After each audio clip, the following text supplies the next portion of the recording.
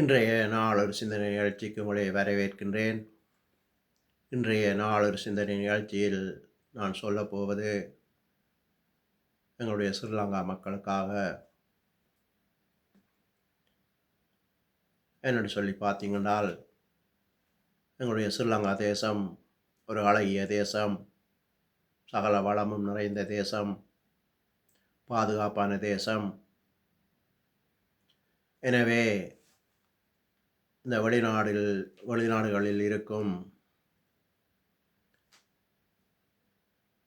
ஸ்ரீலங்கா மக்கள் விசா இல்லாமல் இருந்தால் நீங்கள் ஸ்ரீலங்காவுக்கு போகிறது நல்லது.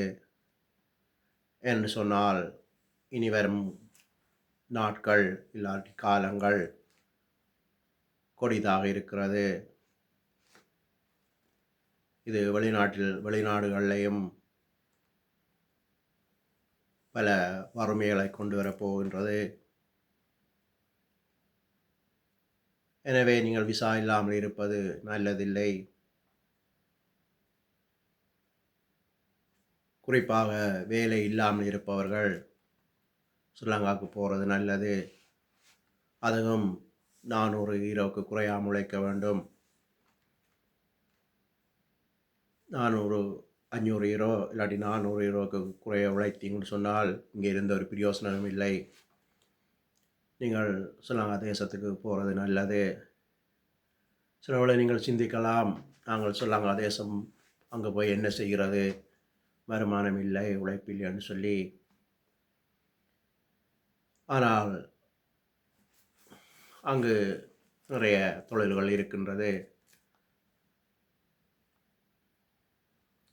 ஒரு தோட்டமாவது செய்யலாம்.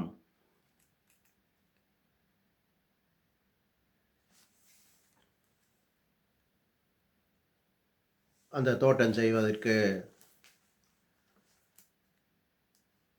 நீங்கள் நினைக்கலாம், உரங்கள் வேண்டும், கரண்ட் வேண்டும் என்று சொல்லி. அது இப்போதான் இந்த டெக்னாலஜி வந்து உரங்கள் கரண்டுகள் தேவைப்பட்டது.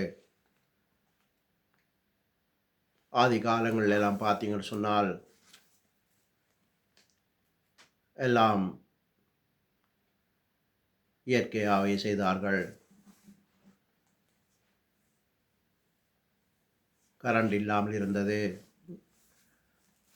உரங்கள் செயற்கையாக இல்லாமல் இருந்தது. எல்லாமே செயற்கையாகவே செய்து அவர்கள் விதைத்தார்கள்.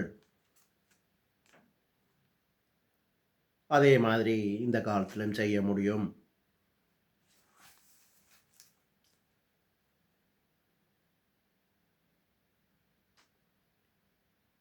பைபிளிலிருந்து ஒரு ஆதார வசனம் வாசித்து காட்டுகிறேன். ஆதியாகமம் 26:12 இந்த ஈசாக்குன்னு சொல்லி ஆபிரகாமுடைய மகன் அவர்கள் எல்லாம் இந்த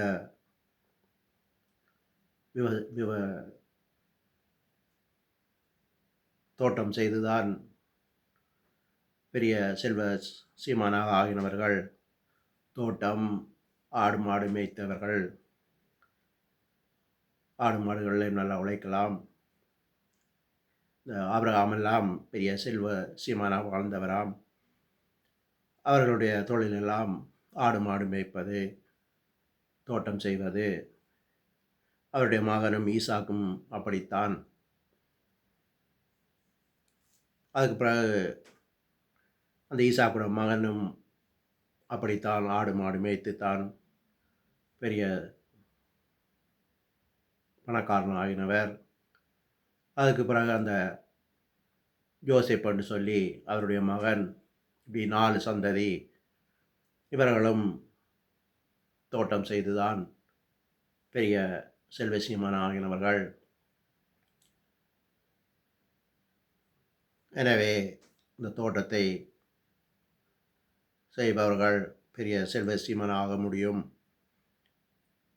அப்போ இந்த பைபிள் வசனம் ஆதியாகமம் 26:12 வாசிச்சிங்கன்னு சொன்னால் இந்த ஈசாக்கு அந்த தேசத்தில் விதை விதைத்தான். கர்த்தர் அவனை வதித்ததினால் அந்த வருஷத்தில் 100 மடங்கு பலனை அடைந்தான்.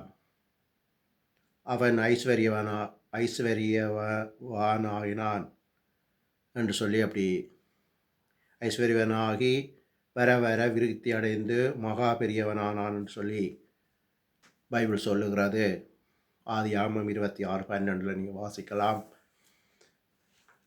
அதோடு இந்த தோட்டம் செய்பவர்கள் இந்த வசனத்தை சொல்லி செபித்தீங்கன்னு சொன்னால் தேவன் உங்களை ஆசீர்வதிப்பார். சில வேளையில் இந்த காலம் இருள் சூழ்ந்த காலமாக இருக்கிறபடியால் நாங்கள் என்ன செய்தாலும் ஒரு திருப்தி இருக்காது, விருத்தி இருக்காது. என்ன செய்தாலும் ஒரு தடையாக இருக்கும். ஒன்றில் விளைச்சல் நல்லா வரும், ஆனால் அறுவடை செய்கிற நேரம் வரும்போது எல்லாம் அழிந்து போய்விடும். சில வெள்ளம் மழை கூட வந்து அது அழிந்து போகும். இல்லாட்டி மழை இல்லாமல் கருகி போகும். வெயில் கூடவாக இருந்து கருகி போகும். இப்படியாக தடைகளாக இருக்கும். அதுக்காகத்தான் நாங்கள் கடவுளுடன் செபிக்க வேண்டும். மழை இல்லாமல் இருந்தால் கடவுளே நல்ல மழை பெய்ய வேண்டும், எங்களை ஆசீர்வதிங்கள் என்று சொல்லி செபிக்கும்போது அந்த தடை நீங்கி மழை பெய்யும். இல்லாவிட்டால் அதிக மழை என்று சொன்னாலும் நீங்கள் செபிக்க வேண்டும். ஏற்ற காலத்தில் மழை பெய்ய வேண்டும் என்று சொல்லி நீங்கள் செபிக்கும்போது தேவன் அந்த செபத்தை கேட்டு அதை செய்வார். இல்லை வெயில் கூடவாக இருந்தாலும் நீங்கள் செபிக்கும்போது அந்த வெயிலை தணித்து உங்களுக்கு நல்ல ஆசீர்வாதம் வரும். நீ விசுவாசத்தால் தேவ மகிமையை காண்பான்னு சொல்லி தேவன் சொல்லுகிறார். நீங்கள் என் நாமத்தினாலே எதை கேட்டாலும் பெற்றுக்கொள்வீங்கன்னு சொல்லி சொல்லுகிறார்.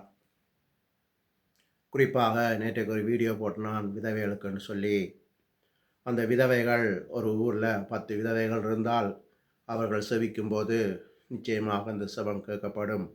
அவர்களுடைய கண்ணீருக்கு வல்லமை உண்டு. எங்கே நாமத்தினாலே 2-3 பேர் கூடியிருக்கிறீர்களோ அவர்கள் நடுவில் நான் இருப்பேன் என்று சொன்ன தேவன் ஒரு 4 பேர் சேர்ந்து செபிக்கும்போது நீங்கள் கேட்பது பெற்றுக்கொள்ளப்படும். மழையை கூட உங்களால் நிறுத்த முடியும்.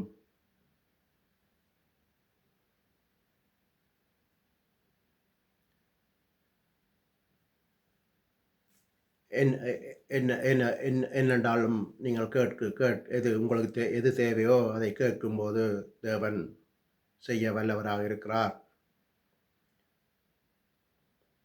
எனவே நீங்கள் தோட்டக்காராக இந்த வீடியோவை பார்க்குற நீங்கள் தோட்டக்காரராக இருந்தால் செவியுங்கள், தேவனோடு கேளுங்கள், தேவனிடம் கேளுங்கள். நீங்கள் கிறிஸ்தவர்களாக இருந்தால் இயேசு கிறிஸ்துவிடம் கேளுங்கள். இயேசுவே எங்களை ஆசீர்வதிங்கள், ஏற்ற நேரத்தில் மழையை பெய்ய வையுங்கள், தடைகளை நீக்குங்கள். இருள் சூழ்ந்த காலத்தில் இருக்கிறோம். அப்போ இப்படி செபிக்கும்போது தான் அந்த இருள் நீங்கி எங்களுக்கு வெளிச்சம் உண்டாகும். இல்லாவிட்டால் நாங்கள் என்ன செய்தாலும் ஆசீர்வாதத்தை காண முடியாது. பைபிளில் ஒரு வசனம் இருக்கிறது, கண்ணீரோடு விதைப்பவன் கம்பீரத்தோடு அறுக்கிறான்னு சொல்லி. அப்போ நாங்கள் கஷ்டப்பட்டு விதைக்க வேண்டும். தேவன் எங்களுக்கு விதைக்க இருந்தால் நாங்கள் செபித்து விட்டு விதைக்க வேண்டும். தேவன் எங்களுக்கு ஆசீர்வாதத்தை காண செய்வார்.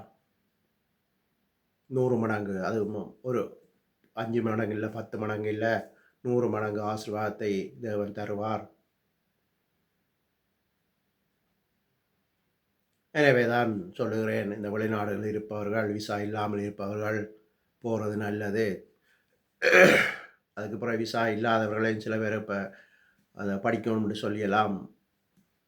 இப்போ ஃப்ரான்ஸில் பார்த்திங்கன்னா அது டெஸ்ட்டுகள் செய்யணும், செய்து பாஸ் ஆகினால் தான் விசா கொடுக்கிறார்கள்.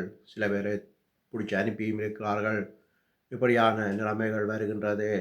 அதனால் நான் சொல்லுகிறேன், விசா இல்லாதவர்கள் நீங்கள் முதல் போய் உங்களுடைய காரியங்களை செய்யுங்கள். அதற்கு பிறகு சில நேரம் விசா உள்ளவர்களையும் அனுப்புவார்கள்.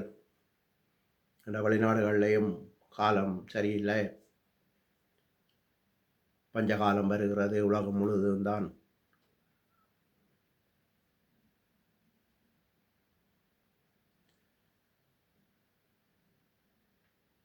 எனவே